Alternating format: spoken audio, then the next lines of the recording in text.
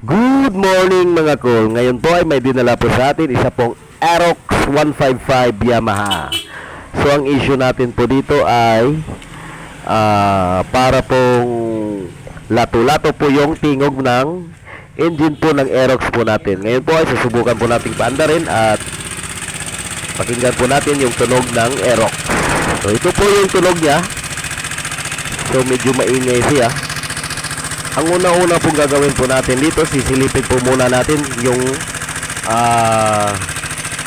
cam bearing po niya. Kadalasan po mga ganito pong ingay ng mga engine po ng Aerox, cam bearing po yun kadalasan yung problema niya.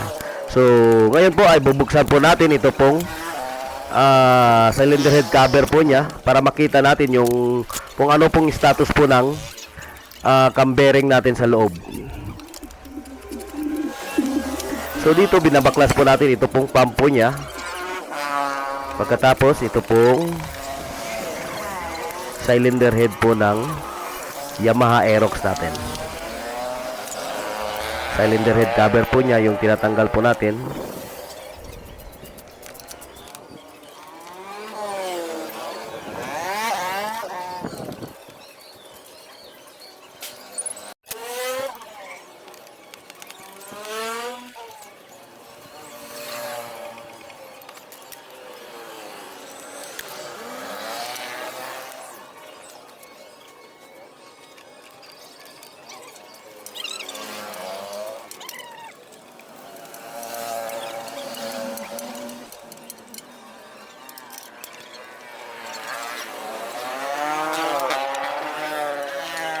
Ngayon po natanggal na po natin yung cylinder head cover po niya. So kung mapapansin niyo po dito sa may timing chain sprocket po niya, wala na po yung mga bulitas po sa loob po ng bearing. Kung mapapansin niyo po dyan, so wala na talaga yung mga bulitas.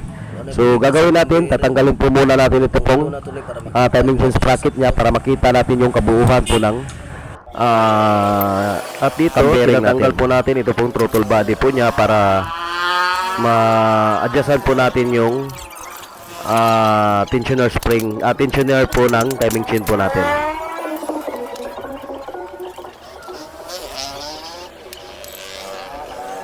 So ayan po, natanggal na po natin yung throttle body. Ito po yung sinasabi kong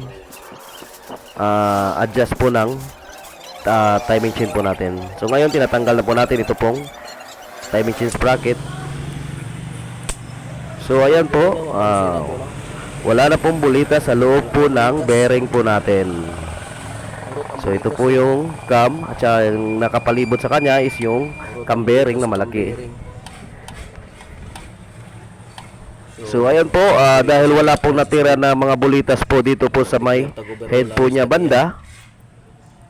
So ngayon ang naging decision po natin ay mag-declare po tayo ng overhaul po dito dahil wala pong bulitas na natira po dito. So pumasok po pumasok po yung mga bulitas po doon sa loob po ng engine po niya. So ang gagawin po natin, tatawagan natin yung may-ari nito at pagkatapos sabihin natin sa kanya na mag-declare na tayo ng overhaul sa engine po ng Aerox po natin. Kung mapapansin nyo lang dito talaga, wala talagang natitira nga bulitas. Tumalon lahat po ng bulitas po ng cam bearing po natin. So ngayon, ida-down na po natin yung engine po niya. So ito na po yung engine po niya. Binabaklas na po natin.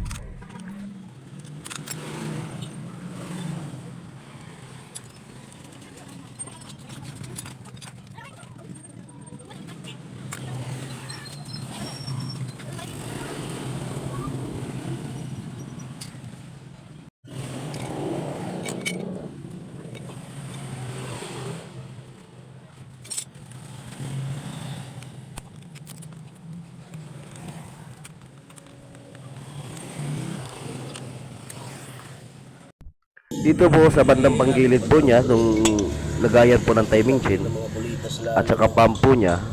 So may napansin na tayo dito, may 3 piraso yata to na bulitas. So tatanggalin natin para makita natin yung kabuuan. Ayan po yung 3 bulitas na natira.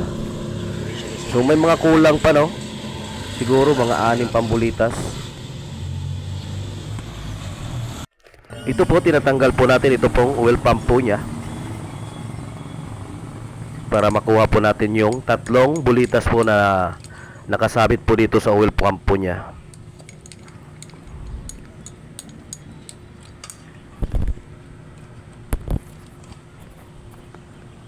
So ayan po yung oil pump bulitas po na nakasabit po sa oil pump.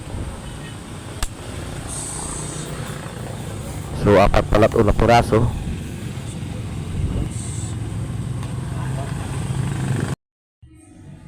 Po yung kabuuhan po ng mga bulitas po dito po sa loob po ng engine po natin. So ayan po yung mga bulitas po niya nagkalat po sa loob. So ang gagawin na lang po natin dito, lilinisin at magpalit na rin po tayo ng mga bulitas po ng cam bearing. So dito po siya lahat po nakasabit siya, no? Kaya po tayo nag-declare po ng overhaul para safe po yung motor po natin. So ito na po siya, unti-unti na po natin siyang binubuo.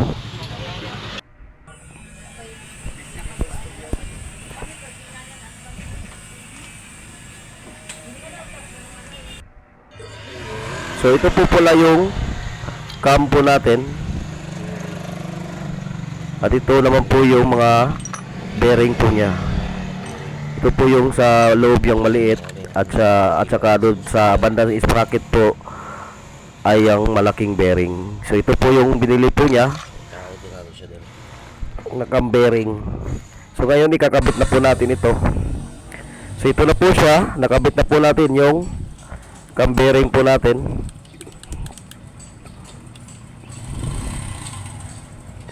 Laina nagtingog na.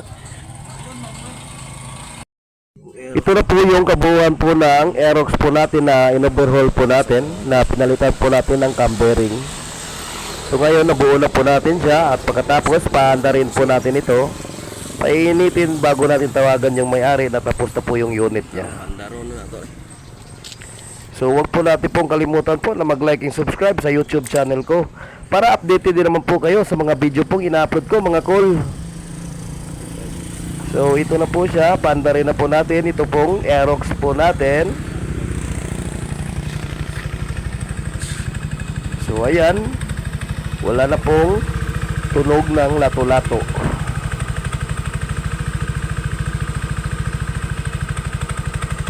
Napaka-smooth na po ng andar po ng Aerox po natin. Pero may konting ingay siya. Yan po yung sa may bula at saka slider po ng Aerox.